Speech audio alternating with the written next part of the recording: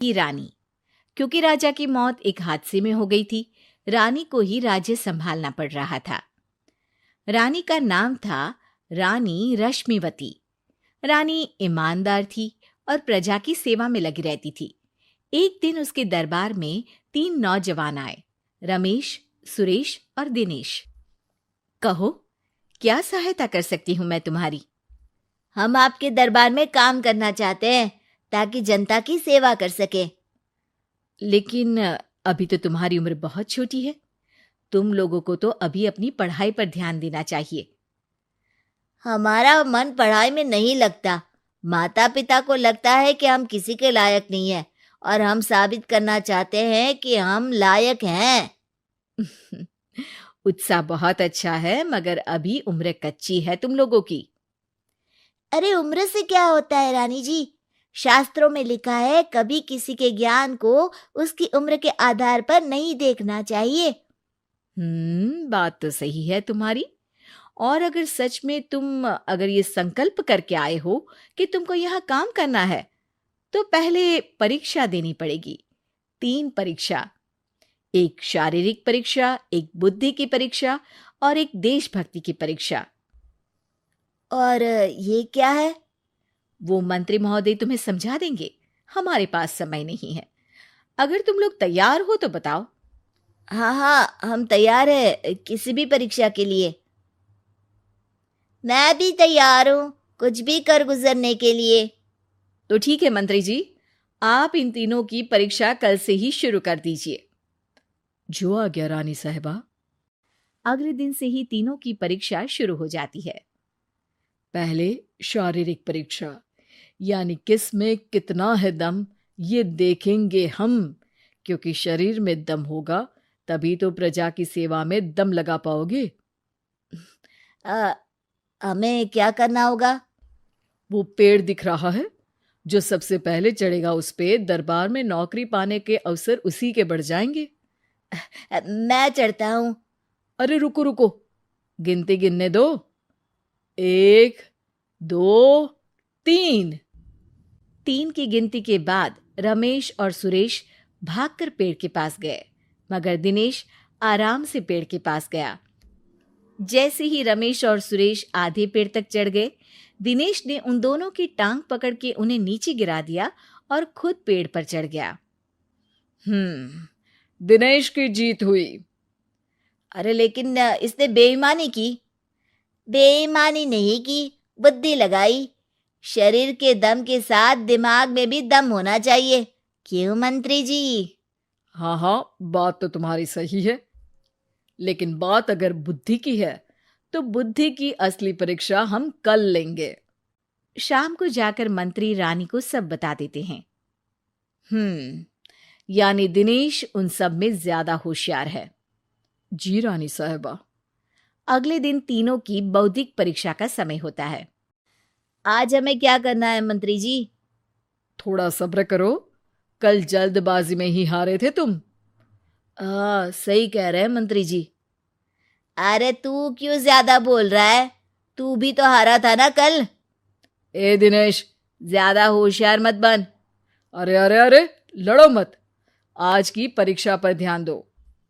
आज की बौद्धिक परीक्षा में ये कुछ बोरे हैं, कुछ में नमक है और कुछ में रुई। जिसको जो ले जाना है उठा लो। देखते हैं कि कौन जल्दी से कोई भी एक बोरा नदी के उस पार लेकर जाता है। समय शुरू होता है अब। तीनों बोरों की तरफ बढ़ते हैं। सुरेश, नमक की बोरी भारी है, ले जाने में मुश्किल होगी। हाँ हाँ, सही कह रहा है, रुई हल्की है, हम दोनों रुई लेकर चलते हैं। अरे भाई, मैं तो नमक लेकर जाऊंगा। रमेश और सुरेश ये सोचकर हंसते हैं कि आज तो दिनेश हार ही जाएगा। दौड़ शुरू होती है। 1, 2, 3। तीनों नदी की तरफ भागते हैं। रुई में वजन कम होने के कारण रमेश और सुरेश आगे निकल जाते हैं और दिनेश थोड़ा पीछे। पर जैसे ही वो सब नदी में जाते हैं, दिनेश की बोरी का नमक गलने लगता है और वजन कम हो जाता है, जबकि रमेश और सुरेश की रुई में पानी भर जाता है और बोरी का वजन बढ़ जाता है। अरे ये इतनी भारी क्यों हो गई रमेश? अरे मुझे क्या पता, शायद जादुई बोरी है। अरे लगता है कि हम बेवकूफ बन गए। बने नहीं हो, तुम हो ही बेवकूफ। इतना तो पता होना चाहिए कि पानी में नमक गल जाएगा। दिनेश का पूरा नमक गल जाता है और बोरी खाली हो जाती है। वो जल्दी से रेस पूरी कर लेता है। इस परीक्षा के विजेता भी दिनेश ही हैं।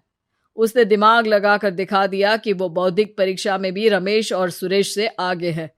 अब कल तुम्हारी देशभक्ति की परीक्षा होगी, जो स्वयं रानी मां लेंगी। रात को फिर मंत्री रानी के पास जाकर बता देते हैं कि आज की परीक्षा में कैसे दिनेश ने अक्लमंदी दिखाई और बौद्धिक परीक्षा में भी उसी की जीत हुई। अरे वाह, दिनेश तो हमारे बहुत काम आ सकता है। हम उत्साहित हैं कल की परीक्षा के लिए। वो तो ठीक है रानी साहिबा, लेकिन हमने सुना है कि पड़ोसी राज्य का राजा आकाशदीप हमारे राज्य की सीमा में घुसपैठ कर रहा है। ये तो चिंता की बात है। हमें जल्द ही कुछ करना चाहिए। अगले दिन रमेश, सुरेश और दिनेश अपनी आखिरी देशभक्ति की परीक्षा के लिए दरबार में आते हैं। प्रणाम रानी साहिबा। नमस्कार रानी जी। प्रणाम रानी माँ। हमने तुम्हारी परीक्षा पर गौर किया। दिनेश आगे हैं। हम तुम तीनों में से किसी दो को ही दरबार में काम दे सकते हैं। किसी एक को आज जाना होगा। तो देशभक्ति की परीक्षा के लिए तैयार हो? पूरी तरह से। मैं तीनों से एक ही सवाल करूंगी। जिसका जवाब सबसे सही लगेगा उसे तो नौकरी मिल ही जाएगी। फिर दूसरे सबसे सही जवाब देने वाले को भी काम मिलेगा। आप लोगों का समय शुरू होता है अब। ज्यादा सोचने का समय नहीं होगा। जो मन में पहली बात आए उसका जवाब दे। तो सवाल यह है कि तुम इस मिट्टी के लिए क्या कर सकते हो? मैं इस मिट्टी को साफ रखूंगा। यहाँ के लोगों के भोजन की कमी को मैं पूरी करूंगा। मैं यहाँ के लोगों को गले लगा लगा के उनको खुशी दूंगा रानी माँ, और गरीबों के लिए घर बनवाऊंगा। मैं इस मिट्टी के लिए किसी की जान भी ले सकता हूँ रानी माँ। मंत्री, दिनेश को एक तलवार दो। जी रानी जी। दिनेश, पड़ोसी राज आकाशदीप की जान तुम्हारे हाथ में है। जाओ, अपना काम पूरा करो। आज रात को तुम उस पर हमला करोगे जब वो सो रहा होगा। दिनेश वहां से चला जाता है। रानी मां, ये आपने क्या किया? अभी किया नहीं है मंत्री जी। आप आकाशदीप को संदेशा भिजवाओ कि पड़ोसी देश का एक कातिल रात को उन पे हमला करेगा और दिनेश को पकड़वा दो। अरे, ये आप क्या कह रही हैं और क्यों कर रही हैं आप ऐसा? राजा को लगेगा कि हमने उसकी मदद की, उसकी जान बचाकर। वो हमारे राज्य का पीछा छोड़ देगा और हमारा एहसानमंद हो जाएगा। और दिनेश का क्या होगा? इस राज्य को दिनेश जैसे शातिर और लड़ाकू लोगों से ज्यादा जरूरत है, ऐसे लोगों की जो लोगों को खाना खिलाने की और खुश करने की बात करे। और ये गुण सुरेश और रमेश में है। इन्हें नौकरी दे दो। दिनेश बहुत चतुराई से नौकरी हड़पना चाहता था, जिसके लिए उसने रमेश और सुरेश जैसे दोस्तों का भी नुकसान किया। पर रानी ज्यादा चतुर निकली। उसने एक तीर से दो निशाने लगाए। दिनेश जैसे खूंखार युवक को राज्य से बाहर करवा दिया और पड़ोसी राजा आकाशदीप को अपना एहसानमंद कर लिया। पूरा दरबार रानी की जय जयकार कर रहा था।